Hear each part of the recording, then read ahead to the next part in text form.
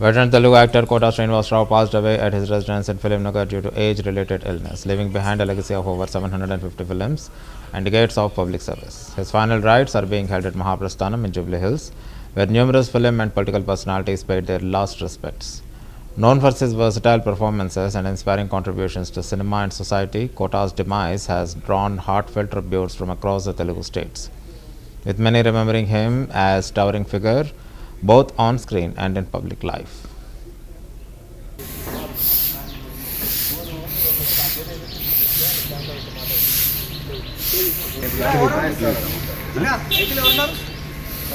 పెట్టండి ఇప్పుడు ఈజీ అయిపోతుంది, మళ్ళీ క్రౌడ్ పెరుగుతారు, ఇబ్బంది.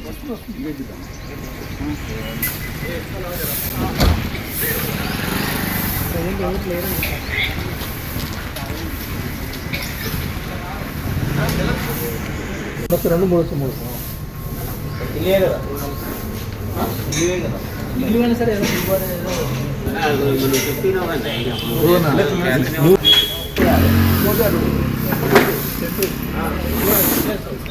ఇదొకటి ఇదొకటి అన్నారు కదా, ఇట్లా రెండేమన్నా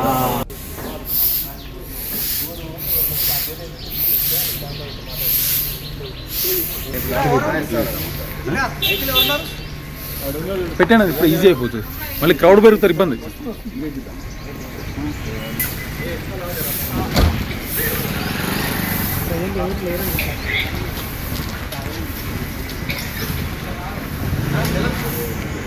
రెండు మూడు మూడు